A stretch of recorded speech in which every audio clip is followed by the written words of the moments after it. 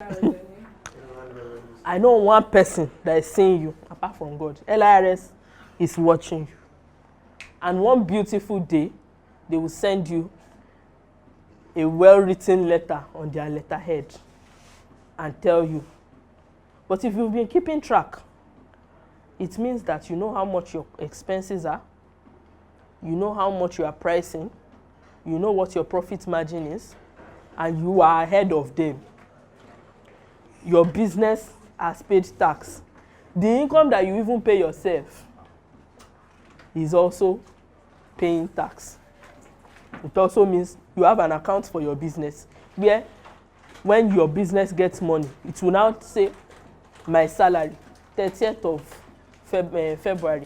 Or, I don't know, it may be in your calendar, but you pick that date and you transfer that money from the business account to your own personal account. So when they come and they tell you that all this money that is inside your personal account is for the business, whereas it was mommy that sent you some money for your personal upkeep, but that money went into your personal account, and it's that your personal account that you're using for the business. They will come and tell you you owe tax on that money too. Your school fees that they sent to you, pay. They tell you you're going to pay tax. Then you start doing back and forth. But if you keep track of everything, you are monitoring every single expense. You are monitoring all the money that is coming in. Somebody wants to pay you money. My first bank is not going. Can I transfer to your business? No,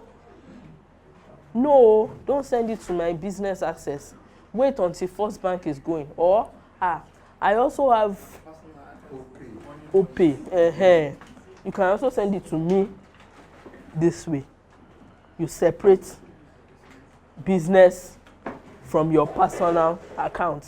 Yes, you are the brand, but you want to make sure that you are keeping track of every single thing so that you are not exposed. Off the record, LIRS and police, they are not very different. When they come to you, it's not very different. They are coming to you, they are coming from their perspective, they are strong on that perspective. If you don't even know what the law is, if you don't have a person that is, that knows what is obtainable, they are ready to collect everything. They are ready to. So that's why you must always, keep track of those things. And in the same way, so basically, I've just, tried to cover this. But then let's talk about the pricing in terms of how much you want to be selling each item now. Apart from all the things that we've highlighted here, and your salary, which you consider to be fair for that phase, you want that business to grow. You want that business to grow. You want to be paid fairly for your efforts. You don't want somebody to say, it's not just biscuit. No, this is not just biscuit. This is cookies made hygienically, made with love, made to the same international standard that you can meet anywhere. Do you know where I trained? Do you know where I was taught? I was taught by the best. It's how you portray yourself that people would accept your brand. What do? There are averages, there are laws of averages that apply in different businesses. Like in tailoring, the ideal is that the total cost should be multiplied by 3 to arrive at the selling price. So if it cost me 10,000 to make a dress, in theory, the cost should be 30,000. That's business ideal. But it may not work where you find yourself. And therefore, you still want to make sure that you have a markup that you factored in to say, by this time next year, this business should be doing 120,000 naira. This year we are doing 100,000. And for me to do that, it means that everything that I'm doing today, after all my expenses, I want to be able to save additional 20%. And then after that, I will now set my selling price. I don't know if what I said now is clear. So if I want my business to have a 20% growth next year, it means that when I arrive at my total cost of everything I've done here, the least I can do for that business is that if the items I conclude is at 10 naira, with the way the economy is and everything, at least before I start talking about how much I want to sell it, I must first add 2 naira to make 12 naira as a fair value towards growth, a fair amount that allows me to save for growth. After that 12 naira, I can now start thinking that, okay, so how much are people selling this thing? Why? Because in case the people around you too don't know how to price and everybody is selling it for 11 naira 50 kobo, you are cheating yourself. They are making loss. You are making loss. You are not giving room for if petrol price increases in the next, if this, everything is changing. There are the parts of those changes that are realistic and commendable, and there are the places that people are overdoing it. But we are just talking about pricing fairly now. That this thing that is done like this, at all, 12 naira, we cook badasi business. Then you will now start saying, so based on this and other factors, how much do I want to sell this thing? My own wahala. At least next year, I want to be able to pay myself an additional 1 naira. That thing that you want next year is from this year that you start factoring it in. What you want to do next year is this year you will start factoring. And it's the same thing with tracking our assets too. Fine, I've bought an oven this year for 1,000 naira, but I want to replace that oven. Good afternoon, ma'am. I want to replace that oven next year. Oh, no, not next year, but it's an asset. So I'm going to replace it in 5 years. And I bought it for 40 naira. That means that on all my expenses, that 40 naira, I will divide it by 4 years, 10 naira. And I would now say that my saving towards the replacement of that oven should be 10 naira divided by 12 months. And I will now say, okay, divided by, maybe the same way that you've divided the rent. You now say, on the average, when I'm baking, I spend 3 hours on cake. I spend 40 minutes on cookies. The oven spends more of its hours on the cake. And based on that, you will now allocate hours. And you would start, the cost that you are going to use to replace the oven in 4 years is from today. Yes. It's from today that you will start, good afternoon, sir, that you will start allocating money towards those replacements. So you start allocating towards that replacement from today. And so, just to wrap up everything that we've said, sorry, we don't have much time again. A good entrepreneur is a good money manager. You achieve this by keeping records, setting fair prices for your products and your services rendered. You create an ethical business, a fair business, a sincere business. We cannot overemphasize the need for being fair and ethical in business, because you need people. You need good people around you. You give customer satisfaction. You save money to reinvest into your business. And to make profit, you market, you advertise. Today, if nothing has been, if you've not held on to anything, hold on to the fact that as you are making money today, you must be saving money towards reinvesting in your business. Which means that, this is 2025 now. You're not going to be doing a job like you used to do before, that, they will come to your shop, collect money, remove 1 day, and give 30 days. That's your own. You don't need to do that again. You use piggy vest. You use cowrie wise. you use bamboo, you save money, you create whatever application you are using. When people are paying you in your business, go to the bank you are using, even if it's Money Point, collect a POS. When they are paying you, ensure that you've set your piggy vest every day to be deducting 500 from your account. Whether you look or not, it is deducting that money, your ajo, towards your replacement, towards your growth, towards your business growth. You must always think about your business like your baby, and you would save towards its growth.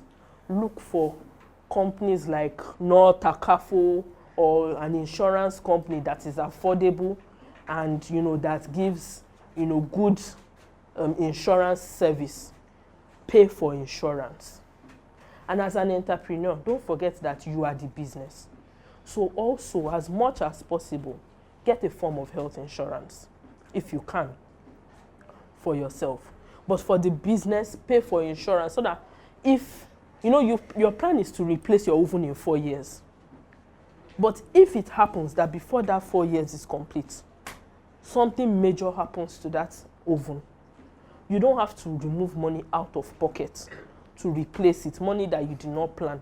Because you've paid for insurance, you call those people, come here, something is wrong with this oven, and they will fix it. You call them, come and fix this thing, and they would fix it. The cost of not having insurance is always more when you need it.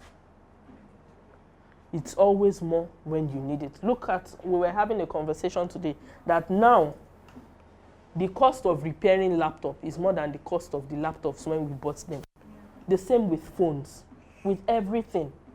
So the cost of not having insurance, motor vehicle insurance, 15,000, but something major happens. You are like, every year I pay 15,000 for this car, every year.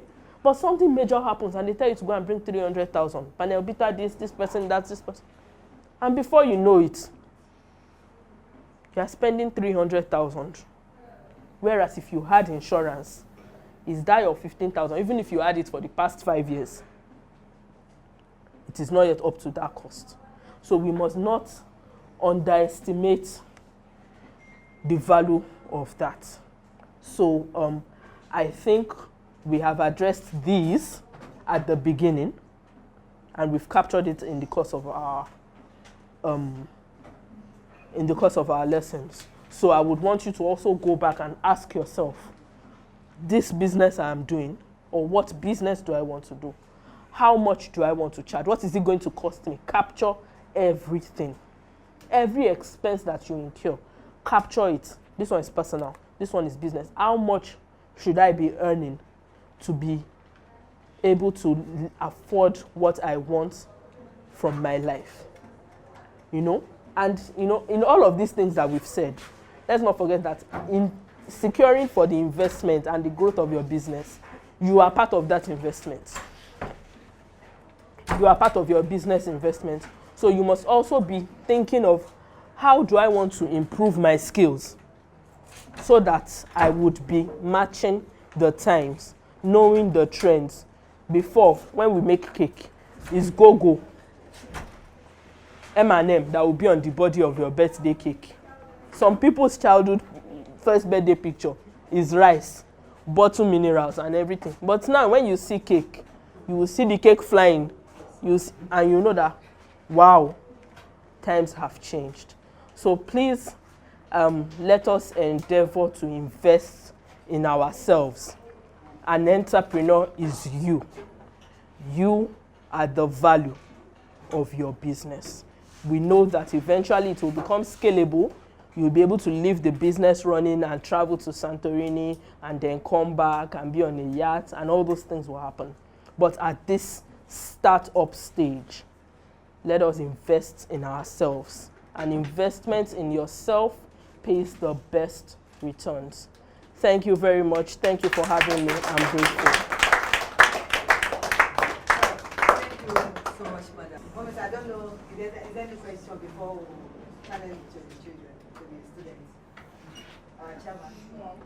Mommy and Sylvain. Mommy. Any, Professor You have the floor now. Since you are the one there.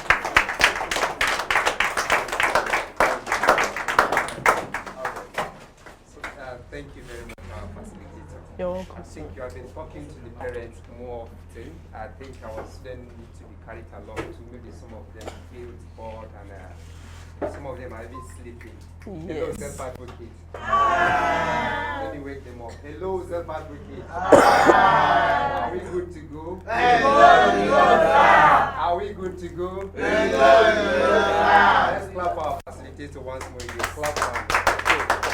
It's not easy. It's easy. All right, self-advocate. I hope you understand what she was saying. Yeah, everything was clear. Yeah, good. So let me use this opportunity to just summarize to you what she has been saying all this while, okay? All that she's trying to say is, we have discussed it with me and your parents, some of us, we the staff and your parents, we have discussed it that in the next 2 years, we don't want you to be eating Mrs. Rose Modi food again. Yes. You are laughing, Dama. And we don't want you to be eating your mommy's food again. We want you to live your own life, independent life. But you go to your own house and start living your own life. And it's called independent life. Well, how can you do it if you don't have money? How can you survive outside there? So what Auntie have been saying, she said that you need something. You need money when you go outside. Is that not so? And she's trying to tell us that you need some skills. You need some business skills, okay? When you have a business, and if you are doing that business, and if money is coming in, it means you can survive on your own, okay? What are some of your rights as a self-advocate? Let me hear. You have right to? Right to marry. Right to marry. Can you do it in your mommy's house? Right to? You have right to walk, okay? Right to what? Right to lie. Right to do business. I love this. Working farmer, I work before. Good. Working as a farmer. Right to? Education. You have right to education. That's good. So, in all these rights, yeah, you can practice it outside here. You can live your own life. So she started by telling us what entrepreneur is all about. What she's saying is that you need a business idea, okay? So entrepreneurship is all about starting your own business. Are you with me? Yes. Is the word too difficult? No. Okay, who can tell me what is entrepreneur? Is to start your own business. I don't say it now. Entrepreneur is to start your own business. Is to do what? Start your own business. Okay, who can tell me what is entrepreneur? Solomon. Is to start your business. To start business, yeah? Good. Roll it for Solomon now. Roll it and let it go. Let's want to try Kikayo. To start your business. I want to hear another person again. Okay. To start your business. Start your work. To start your work. Thank you. To start your work or business. Anything that can give you money in your pocket. In your office. Thank you. Anything that can give you money in your pocket. Yeah. To start your own life. We are here with your parents or your siblings. You are not going back to their houses again. Listen, buy my own soap. You are too big to be buying, for your parents to be buying soap for you, to be feeding you. By now, most of your parents are retirees. You need to be giving them money, not them giving you money. That is why you say you are what? Self-advocate. You are what? Self-advocate. So entrepreneur means what? Start my own business. Start my own business. Okay? So they make mention of some of the quality or characteristic things that can make you to start your own business. What are those things? What are those things? Let me mention them. Creativity, okay? You need to be what? Creative. Yeah? Creativity. Creativity is all about thinking. Do something new so that society will see it and say, oh, I like this picture. Who made this picture? I would like to buy it. And they will give you good money, okay? they will give you good money, and the money is, you put it in your pocket. That money belongs to you. You can use that money for anything. Are you with me? Yes, sir. Are you with me? Yes, sir. Okay. When Mrs. Alomaja's son came around and was teaching you how to make a phone stand. You remember art, yeah? Phone stand. You can sell those things. That's entrepreneur skills. Where are the farmers in the house? Let me see your hands up. Good, farmers. All right. Last week you ate chicken. Is that also? Yes, sir. And you enjoy it. Yes, sir. And others are. You are saying it again. I'm still annoyed. It's our work that pays also. And others, we are just looking at you. Why is it few of you that ate chicken last week? Why is it it's only few of you? It's not everybody. But because of your hard work, yeah, Mrs. Rose body feel like, okay, let me appreciate you people. And she gave you one chicken. Go and slaughter it for the farmers. And you people enjoy it. Is that also? Okay, if you want to start business, you have to think of something. Think of that thing that you want to do. Like now, Solomon, Divine, and Fikayo, they are into farming, okay? Poultry farming. If you put it into practice, that will be bringing money in your pocket. Are you with me? Yes, sir. That money belongs to you. You can use that money to start your own life. Mayowa, you are into what? Your vocation. Okay, your vocation. Which one are you doing?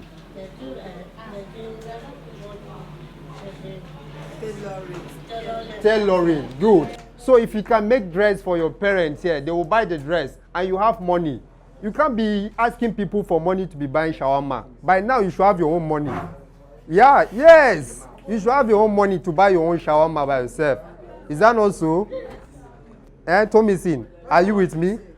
Okay, you want to say something? I like hair making. You like hair making? Good. I want to open shop. Thank you. Roll it for Thomasin. Roll it, and let it go. So you are promising me by next year you will not go back to your sister's house again. You open your own shop, start making your own money, go and rent a house. Did you hear me? Yes. Rent a house. I asked him my sister. Yes. He said that I want to open shop. Good. If Do hair making. hair making. Tangele. I clap for Thomasin now. Yeah, that's her business idea now. She can open a shop and start her hair making, tying of gele. That will bring more money in your pocket. I want a cash. Cash, thank you. I like this English, cash. She can have her own cash, okay? Creative means if people are doing this hairstyle, you think of another hairstyle that will make it more beautiful, okay? Thomasin, so that when customer come to your shop, you should be able to like make him look good. Next time, he will still come back again and be paying you bigger money, okay? Then you need to create, it says some of the quality again. You take risks, okay? I've told you, taking of risks, you need to go outside. You have stayed long in your parents' house. You don't want to leave your parents, you have to. So that is risk taking. You have to come out. Say, I want to be independent. I want to live my life. That's risk taking, okay? So you need to take risks, okay? Then another one is hard work. No problem. Okay. Sorry, so our time is up. Don't worry. We'll see ourselves during reading club, okay? And I'm going to tell you more. Thank you very much.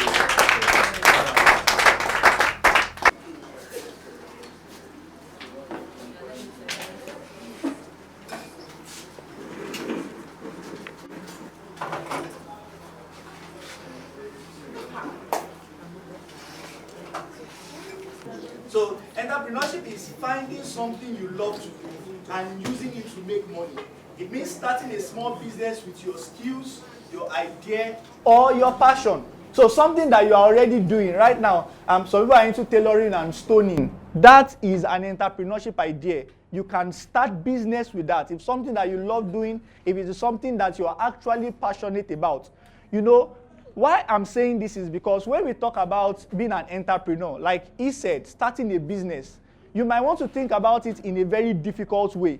Like it must involve sitting down, budgeting 100,000 naira, and then putting big money so that you can start a big business. No, it can start from the corner of your room. The corner of your room can be the place where you actually start entrepreneurship. Like I was reading a story about somebody that started baking. And where did she start? From her mom's kitchen.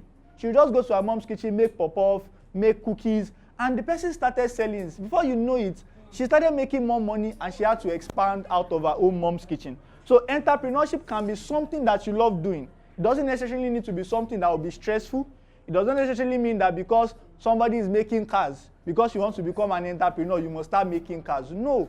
What you love doing, you love playing with your phone, you love chatting on the internet, you love taking pictures, you love posting those pictures. Posting those pictures can graduate to become content creation, where you post pictures online, people see the pictures, they like it, and with that, you are actually making money. So start with what you love. The first step is think of what makes you happy. What do you do that makes you happy? It might be drawing. Maybe you just like scribbling things on paper. I was telling her something as I was seated here. We were trying to write names on this certificate paper. And both of us were complaining that we have bad handwriting. Some people can write really well. Some people can do art expressions. You know, I was watching the internet one day and I saw somebody. What did he do? He took a can of paint and he poured it on a board. He poured another paint. He poured another paint. And he sold it for about $100,000. Something he loves doing. It's just like he's playing and he's making a lot of money. For some people, $100,000 is like your salary in like maybe 10 years. But somebody makes it just because they are actually playing. It can actually be cooking also. Some of you might love talking. You love gisting with people. You love sharing your experience. Maybe sometimes when Tama goes to the market, she wants to come back and she wants to gist with her friends, or she wants to tell her friend, oh, I went to the market today. I saw this man. I saw this woman. They were carrying pepper. They were carrying tomato. I laughed at this thing. I laughed at that thing. That in itself is actually a business idea. They call it podcast. You know Gen Zs now. They call it podcast. People sit down together and they are gisting. And they post their content online. And they are making a lot of money from that. Another one is using your phone. Can also be a business idea. So, some of the ideas you can think of when it comes to cooking is, and this is what I would say, when you are thinking of entrepreneurship, the best thing is start small, grow big. Don't stress your mind too much on, do I need to hire 5,000 workers? Do I need to open a big shop? No. For example, she says she loves photography and she wants to open a shop. But before you open a shop, you can take your mom's phone and take pictures of flowers. You can take picture of your house. You can take picture of the street. Sometimes when the cloud is looking very beautiful, you can take pictures and you can post it. You can just write under it, this thing makes me think about this. All of those things are entrepreneurship ideas. Now, entrepreneurship must not always be traditional. For many of us in this room, adults, when we think of entrepreneurship, if you don't see somebody rolling pin on flour, if you don't see somebody cooking, if you don't see somebody cutting something, you don't think the person is being an entrepreneur, but that's not true. Entrepreneurship can come in several forms. For example, look at Mr. Ben, our camera person. He's an entrepreneur, but he's not cutting anything. He's using his camera and is actually making money. So when it comes to cooking, some ideas you can think of is fruit, vegetables. We are in Ramadan period, right? This is fasting period. People want to break their fast. They don't want to just eat eba immediately. When they break their fast, they won't take fruits. You can buy fruits, cut it with maybe knife that is not too sharp or something like that, so that at least you don't take too much risk when you are starting. Do you understand? You take small risk and then you increase gradually. You can also make smoothies. Some of you have blenders in the house. Take the fruit, throw it inside, switch on the blender, it becomes a smoothie that you can sell. You can also make snacks like pop-off and small chops. The goal here is to start small and grow big. You can start by making items that are less risky and then grow from there. I mean, of course, when you are doing some of these things, it is advised that you have supervision. And that's why you are here with your parents and caregivers. It's advised that you have supervision when you are doing those things so that you don't harm yourself. Another one is drawing. I mean, I don't know if there's anyone here that can draw. You can draw. Beautiful. Why are you doubting him? Tama, why are you doubting him? He said he can draw. Leave him alone. So, some of the ideas you can get from drawing is maybe you can define card. Hello, don't let's get carried away. So, you can design cards for wedding ceremonies or birthday. You can make design posters. You can create art forms. Like I said, somebody splashed paint on a board and sold it and made money. Art can come in different expression. So you can look for the one that you love doing and then go about it. You can also explore other ideas like maybe sculpting or molding. For example, people that use clay to make jugs. Some of you have mugs in your house. Those mugs were made by molding. They molded them and they made them. So, you know, have you seen clay before? Clay, like sand. Like that sand that used to gum together. That mud sand. Some people take that mud sand, they remove all the stones, they remove all the dirt, and then they put it on something. That thing is rolling. They are using their hand to guide it until it shapes like that mug that you are using to drink water. Or clay pots. They mold it, something like that. It can be, not glass cup per se, glass cup is, yeah, like mug and all of those. Some of you have ceramic plates in your house. Some of them, that is how they made them. So after making them like that, they put them inside fire, they add in, they paint them, and then they sell it to you. So that's how those things are made. So the next one is, like I said, I'm trying to be very fast because of time. Another one, some of you like using your phones. You like using your phones. You like posting on WhatsApp. Yes? Yes. Exactly. You like using your phone. So sometimes, instead of watching film all of the time, hello, self-advocate.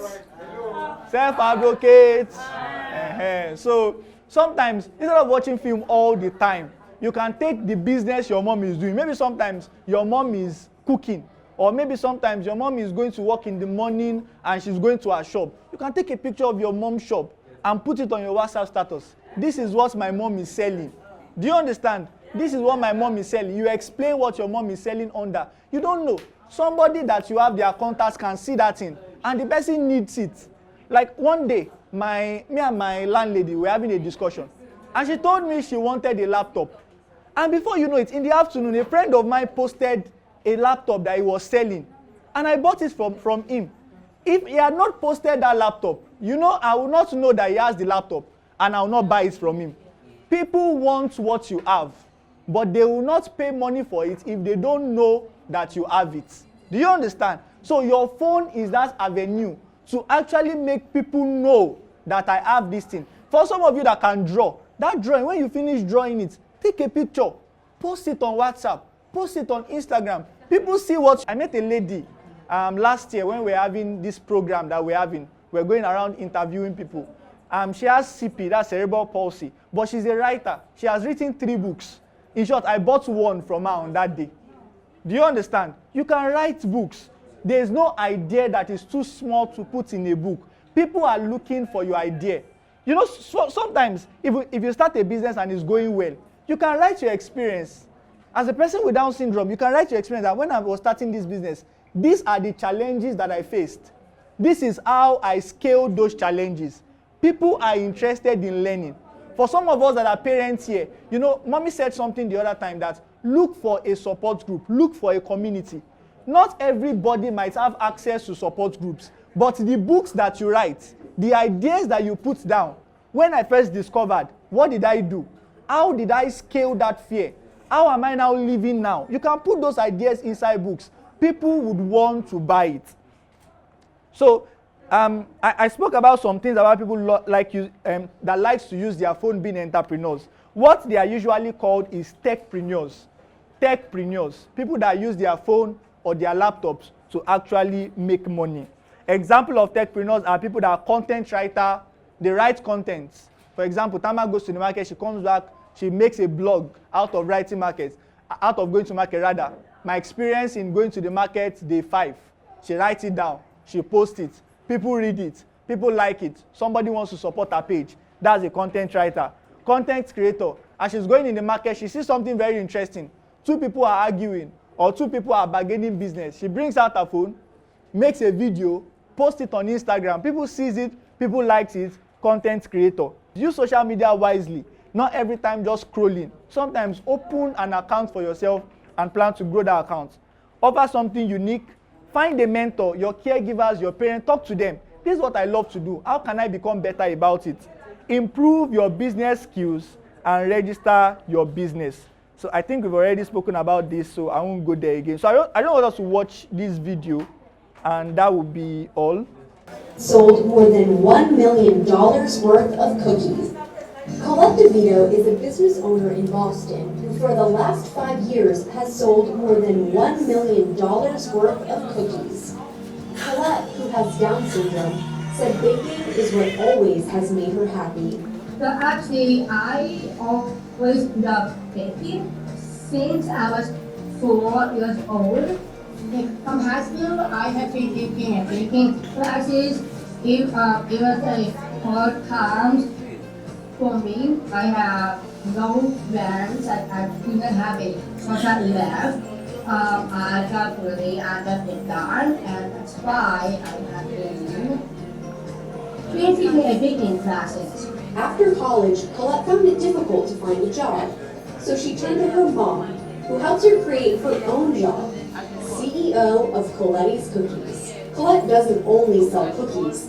She authors books and runs a nonprofit, which helps people with disabilities get jobs.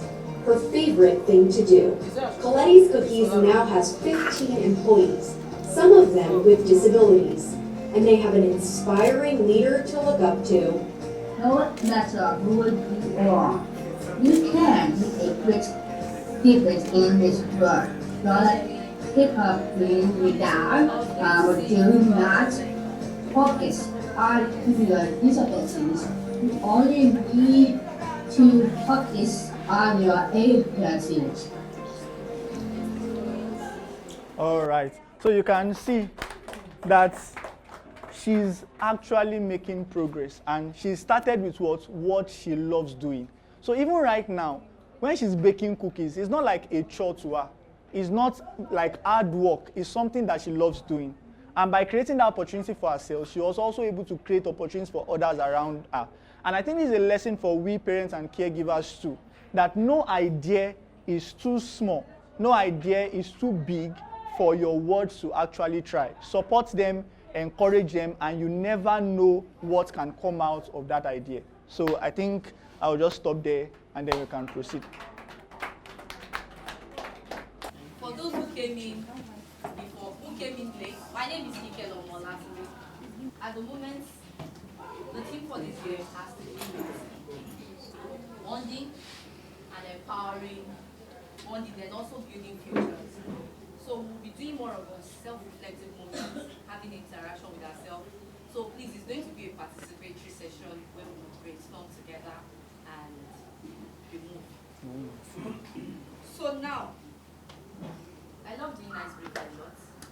And while we were doing introduction before, some of us were not here.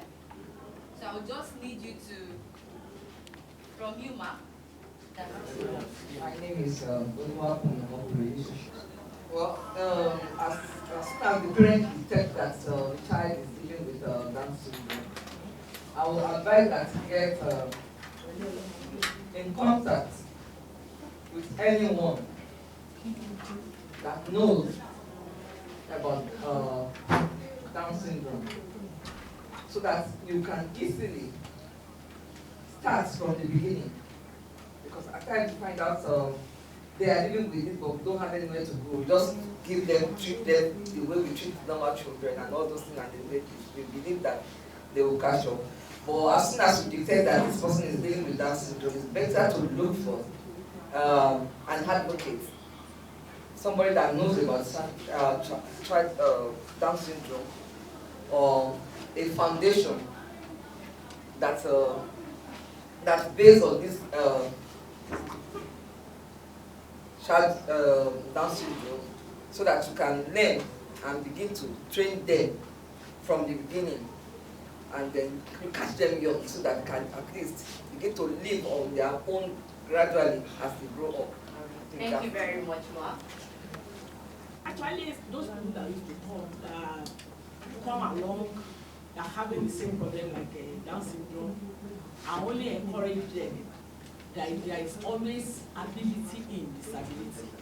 That is, they will become what God ordained them to become, no matter how it's going to be. Their journey may be slow, may be retaliated in a form, but I always encourage them that they should hope in the Lord that these children, they are going to become what God expects them to be in life. They shouldn't be worried, at least one way or the other. If others are taking 40 years to do something, they are taking 4 years to achieve something, automatically by 8 years or 10 years, they will surely achieve their own. Good afternoon, everyone. My name is Mrs. Tosis Booker. My own advice to someone that gives birth to Down syndrome, number one is to, first of all, see it as a God gift. There is a reason for that child to come in that particular form. Then you should let both the father and the mother make their mind to be rest, that they do not be worried, because from African mentality to believe that a child born in such a way, we see them as evil or challenges that in family problem, so we shouldn't see it as that. We should see it as God's gift, and there is a reason for a child to come that way. Then we seek, just like my sister said, we should seek from people that knows better, like and a place like this, or someone that you know that he knows better, then you seek advice from them. I believe with that, the child will come out to fulfill destiny. Thank you very much. Good afternoon, everyone. Good afternoon, ma'am. My own advice to the new parent is that he or she, a parent should not lose hope for a child born with Down syndrome. Like, they have hidden potential in them, and they are very talented, that we should not lose hope for them, and that we should come to a place like this so that they can embrace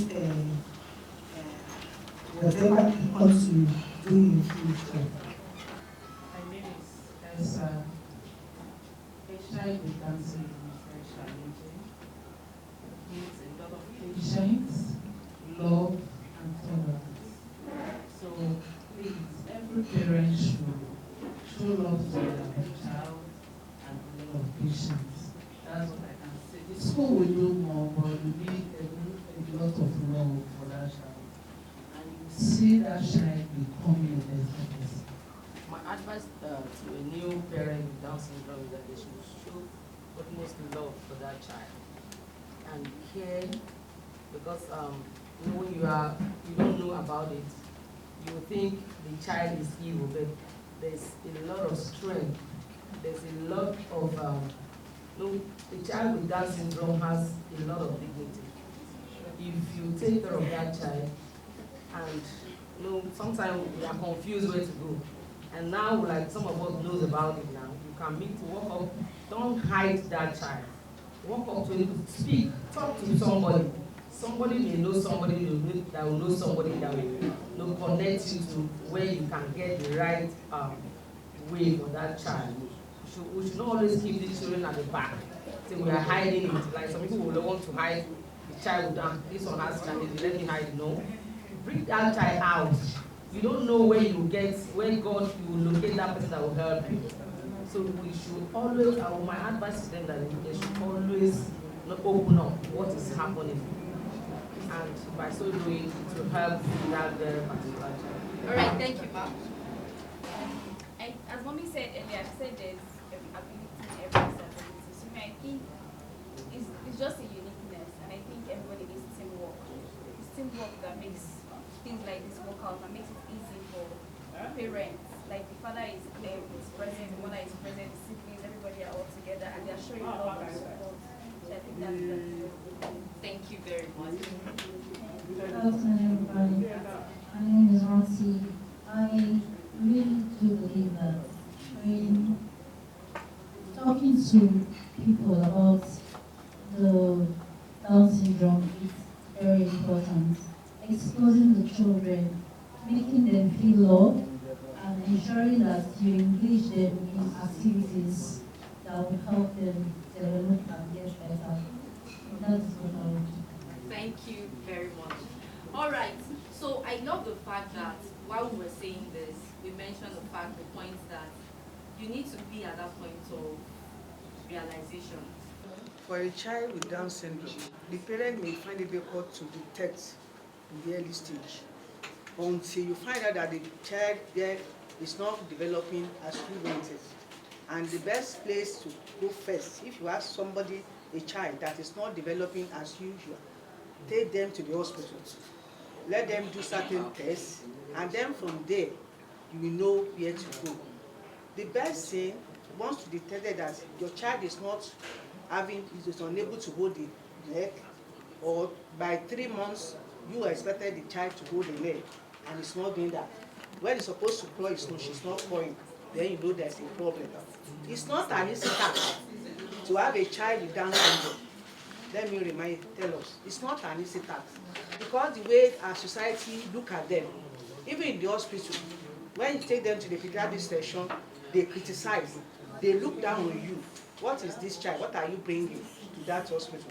Until you find a loving nurse or a loving doctor who will call both of you. It's not something a woman alone can do. It involves both the parents.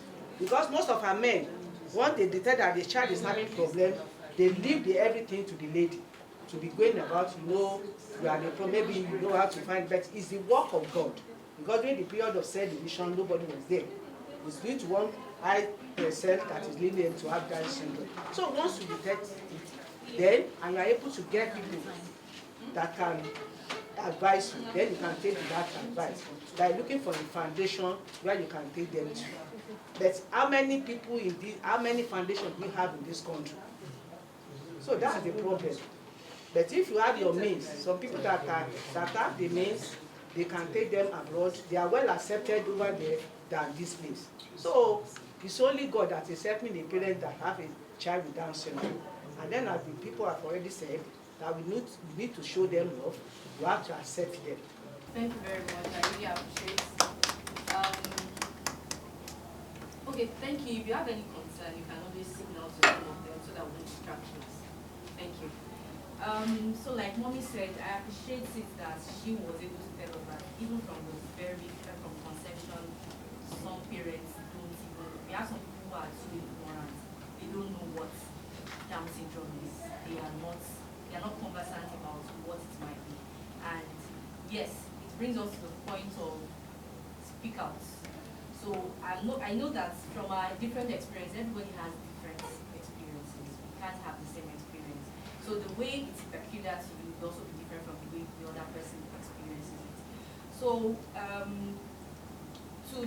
I wouldn't want to take much of our time, but I would just want maybe two of our self-advocates to just tell me one beautiful moment you had with your family. Just two? Going out by helping them to walk and by going out by doing party with them and show love with them. This is like my dad is my mommy from church. I do my stuff. I'll be dancing. Okay, when you eat rice and chicken. Sundays. Good afternoon, everyone. I had to be with my sister, my mommy, my daddy. But dad had to go with me to the market.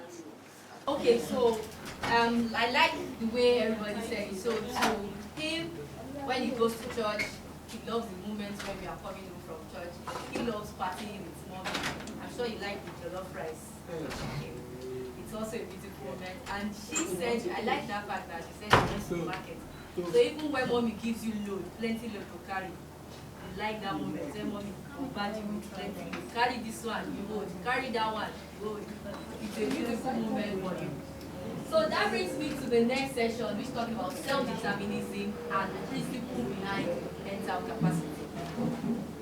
Like we all know, when it comes to Down syndrome, they have this restriction with learning disability. There are some decisions you might have to help them with because it takes a little while for them to process whatever is going on. And that brings me to let you understand that in applied behavior analysis, in applied behavior analysis, we have different principles when it comes to mental capacity. Now, the first one talks about presumption of capacity. Now, what do I mean? As adults, like the neurotypical individual, we understand that, okay, my child who is neurotypical can think for herself. Whenever she is at home, maybe she's eating, she knows that if her food drops, she's supposed to pick it up, or whatever happens, she's supposed to be proper. That is presumption that, okay, this child is going properly. I know this child is well developed, so she should be able to do one or two things. This is the stage where we talk about the toddler age. There are these little basic things we expect them to know.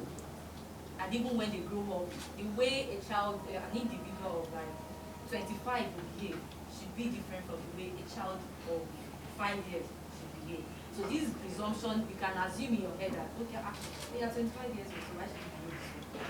But now, when it comes to individual with special needs, we presume that, okay, even, and that comes from the part of the ignorance one. For those who don't understand, you know, after all, it's home. There are some things you should still understand. There are some things you should do properly, which is a very wrong concept. But that is how humans would always think. The first thing they would always think of is old. He can think. For the adults, he can do this, he can do that. After all, if you tell him, if you want to beat him, he will run away. If you want to harm him, he will run away. So that is the African, let me put it out, African mentality. Now, the second principle says individuals being supported to make their decision. Now, the individual, the first one is about presumption, but now the second one is about, because you feel the individual cannot think properly, I want to do the thinking for them. A good example, did everybody come for the gala night last year? Last year when Down syndrome had their gala night and yes. And the video shown by WAP TV, where a parent was trying to hide the child, and then the other child came out and was doing selfie with his parents, and then they were like, but they are almost the same person. Why are these people flaunting their child while you are hiding your child?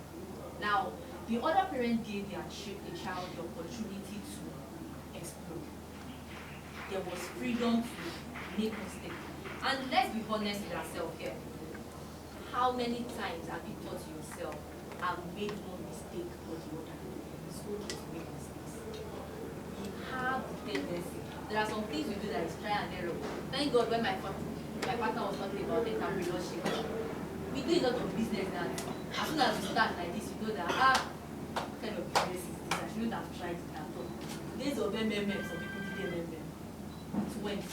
And the days of, okay, they said I should go and bring one person. If I do one network, if I bring another person, I bring this person, I will get plenty money. And then you start doing, okay. And then at the end of the day, you realize it is energy. But as parents, it's high time we let them know that, okay, they can make mistakes. They can make mistakes. But they also can make some choice. But sometimes we need to let them just feel free with us and say, the reason you cannot do it is because this is why and this is why. So please, sometimes let's try to give space for discussion. I remember very well when I was still doing my care job, the child I was dealing with was within the age of 5, and no, she was within 3, then she was still learning to hold her spoon to eat. And then I had this headache of, she's going to mess everything up, and the headache of claiming is my own problem. But child psychology says you have to let her do it for her to gain satisfaction. And then I'm in between of, I just felt this flow, I just walk. You want to play, me I want to walk. And I'm like, let me quickly finish this work. I have time for it. You are going to class, you have to go to this. And then I'm, please understand. The child is looking at me and saying, I don't know why you don't want me to eat my food. But me, I'm selfish. I want to do this thing, I want to get out of here. So oftentimes, even if we don't give them the opportunity all the time, let us always please create that space for discussion. So that if they are asking, well, I wanted to choose my food by myself, you say, don't worry, you can choose food, but this particular one, they are danger zone. You cannot go there because now I'll be the one to look for medicine. When you hit it, I'm going to start looking for what to get for you. So there are places where we have to do discussion. We are supporting them. They want to make the decisions, and you might now be like, okay, instead of choosing this, you have other options. Let's ignore this one. Let's do as let's go. So, okay, which one do you want to choose? And the third one says, on wise decision. I was forward the other time and I was talking about how our decisions, we make some decisions that are very, very erratic. And then we end up realizing, how am I going to go? What am I going to do? It's okay for them to make mistakes. Now, when I'm talking about mistakes, in I would always refer to childcare because I'm a childcare. And in childcare, there is something we call play, as in dangerous play. The Oyinbo will tell you that it is okay for you to let children make dangerous play. Now, it is not like you will now sit down far away and make them make detrimental, dangerous injury. You are guiding them, but you are letting them understand that you can take risk. There are some risks you have to take. It is not for now, it is for the future. It gives you, it boosts your energy to stay safe and say, okay, I can take this risk. Although it might harm me, but there are two options. It's either I win or I lose. So these kind of things help them know that, okay, there are some decisions that we make that are delicate. At that point, when you know they are delicate, it is now time to do round table discussion. Because the weather is cold, the rain might fall, we need you to understand it is for your own health. But whenever they say they want to do it once in a while, we can give them just one option of trying it one day. And then when they come back and they experience it, little things, they'll be like, okay, but I told you, now we understand better and we don't make these decisions. Now the fourth one says best interest. There are some decisions you make for them and it is for their own interest. It's not like you want to be selfish, but it is about this is for their own good. This is what is highly important. This is what is needed for them. I need to make this decision. And one of the best interesting decisions you make was bringing them to Down Syndrome Foundation for them to come and learn some of these skills. Because the truth be told, nobody is ready to die now, or you won't be here forever.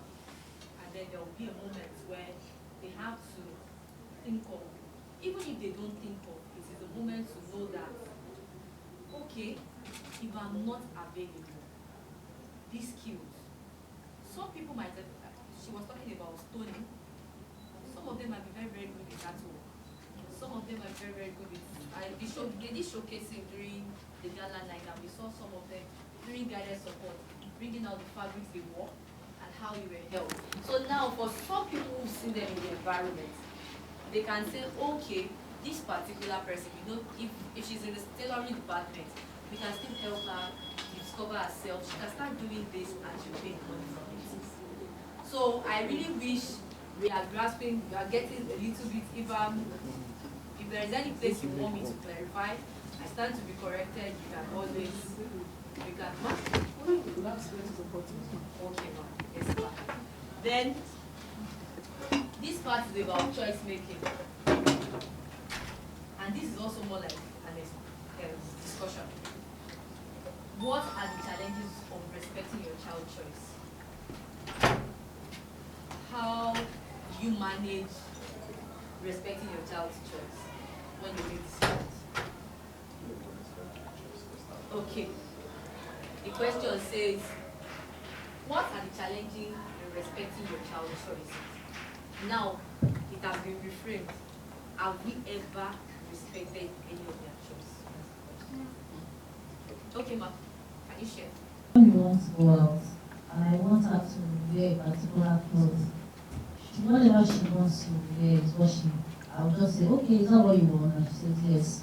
And it turns out it's always very nice. So these days, really allow her to make those decisions about her clothing, whatever she wants to wear on again? Actually, I think I'm guilty of that. Because I don't think I have respected that kind of friend. Because when I tell you that this is what you do, and he's so adamant, I'm going to do it this way. We have exchanged views. Yeah, I'm telling you the truth. I love your honesty, man. We have, you know.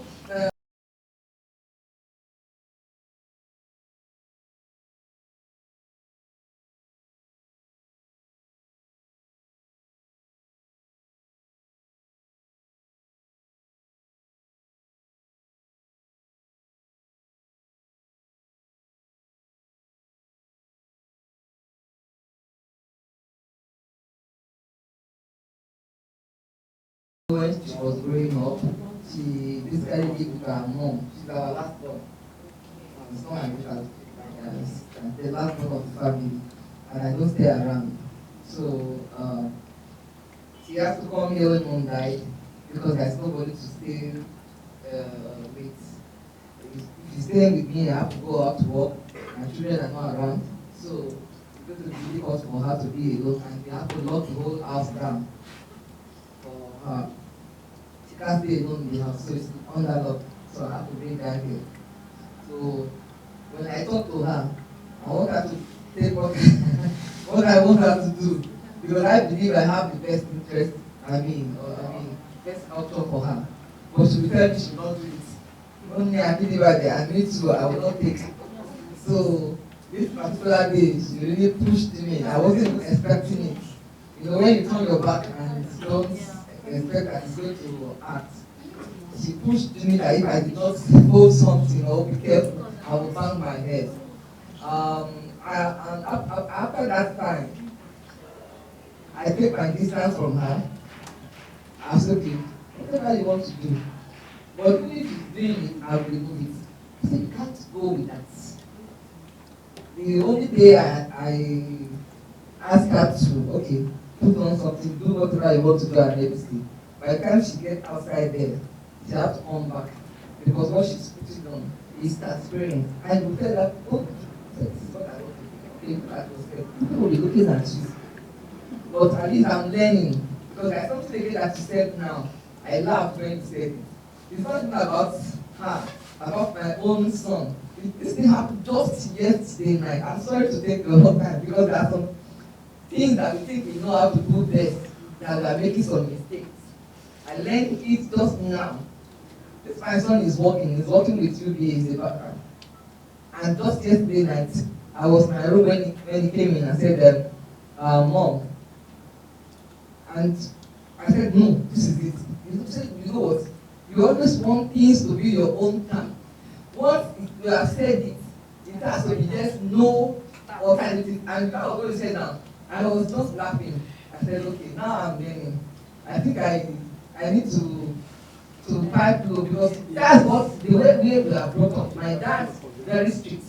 And so I said, only because you are young when I died. I think you will have no kind of father we have. You know, when you hear to me, you will run. Things like that. And so it's good to learn, it's good to allow them, it's good to let them make their mistakes, and when they make the mistake, they will come around. And I think I always want her to make a mistake. It's a better way of learning. So when they find out that they are wrong, they will not come back themselves. So I don't want to be the one that will tell her to do this again. Thank you. Thank you very much, Mark. Thank you. I really appreciate your honesty and your transparency about that. Like she said, the truth of the matter is sometimes it is not like we want to be wicked. It is the way we grew up.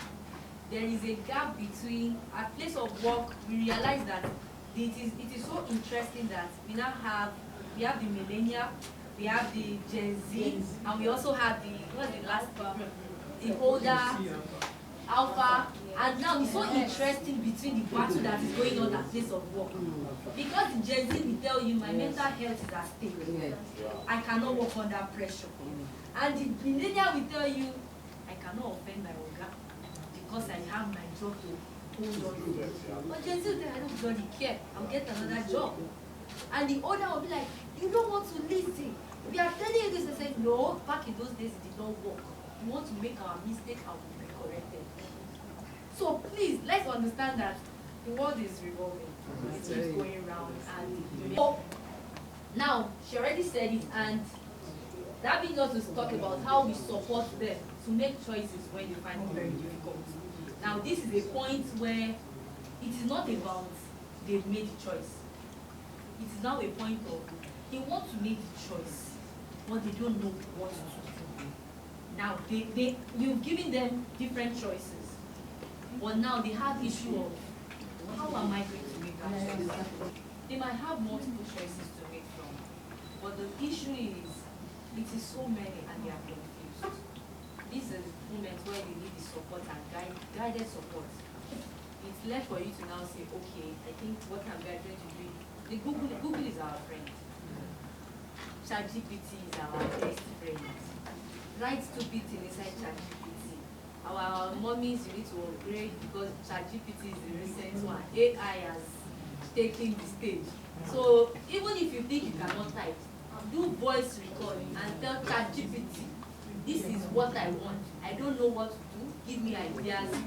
It will give you 100 ideas. It's now left to now say, okay, you're giving me ideas. Can you please narrow it down to the best one that can work for you? Now it's left for you to now say, okay, is this detrimental to her health? Is it good for her or is it going to be harmful? It's okay to ask questions. I'm sure our facilitators here are also willing to help. So maybe whenever you are in that situation and I feel like you don't know how to support them well, you need assistance, you can always call them. Understand? So now confidentiality. What should be private? We are guilty. When they tell you, don't tell anybody, and the moment they tell you everything, instantly, who did this?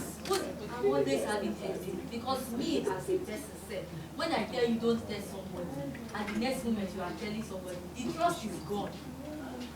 So please, it is very crucial, and unfortunately, Africans are guilty. We don't understand. We don't understand that thin line between confidentiality and being smart. The question is, don't tell anybody. I have been wise enough to know that when they tell me don't tell anybody, I will say there is a condition. If it is what is needed to be told, I will tell you. So let us understand. If it is something we must fight for, I will say it out and we must fight it out. But if it is something you want me to just keep for you, it doesn't have any harm, it's okay, I will keep it. But there are some cases where we unfortunately keep what is not supposed to be private. What do I mean? So I happen to work with not only individuals with special Down syndrome, we also work with individuals with autism. And recently, during one of my classes, we had a case of a particular child, parent, whose uncle raped the child. Unfortunately for them, the child went to school. It's a special needs school on the island. And the teacher noticed spottings on the girl's child, on the girl's clothes. Now the teacher called the child, because it was still in the morning, I was like, okay. They took him to the clinic and realized that this is not normal. They took the child to the clinic and the doctor said, this is not normal. They took him to the hospital, took the child to the hospital. And then they called the parent that you have to come. The parent came and they told her that somebody has been abusing the child. She looked at the child, she said, oh. And she looked away. And then they were like, did you hear what we said? Oh, yes, we were addressing it. It's a family thing. And she kept quiet. But the school were like, no, this is dangerous. So if the mother is not going to take it up, the school will take it up. And then she said she was going to sue the school. But it's none of their business.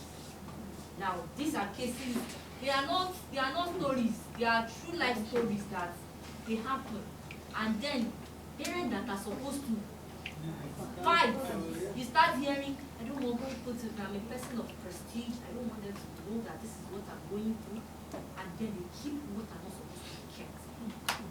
Now they are not just keeping it for the child, because they are harming the child, And then the child will grow up to realize that several guys will start abusing her. When they were supposed to fight for her, they did not fight. So sometimes we need to understand that there are some things that are not private that we need to fight for. We have a lot of law cases. It's always interesting the way I see how violence, Lagos State is working. The rate at which they arrest abusers. All you need to do is pick up your phone, call them. They are your beck and call. That is their energy is always very strong. Their Black Maria is available. They will go wherever you want them to go. But when you decide to say no, I'm not ready to talk. Let us keep it.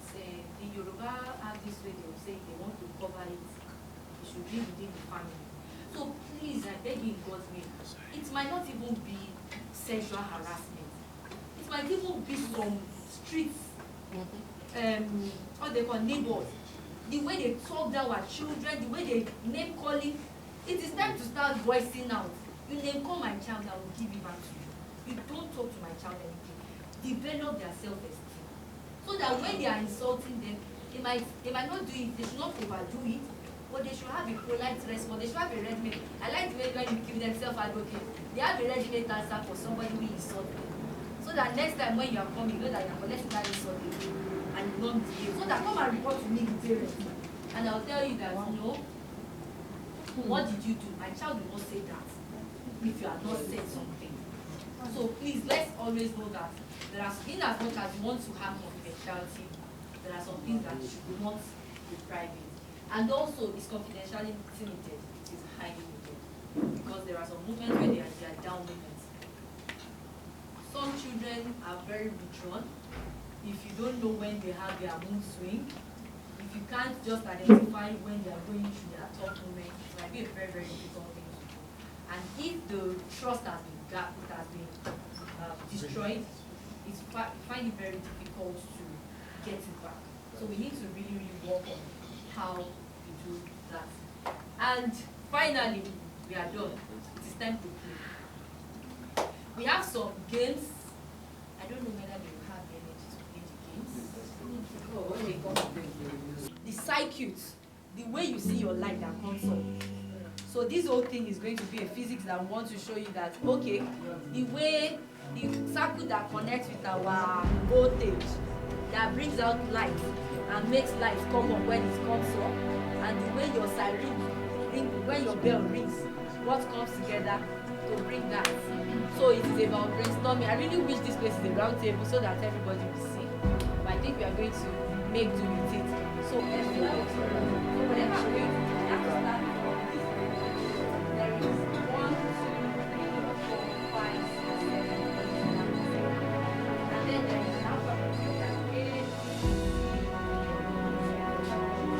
so I'm going to place this in my board.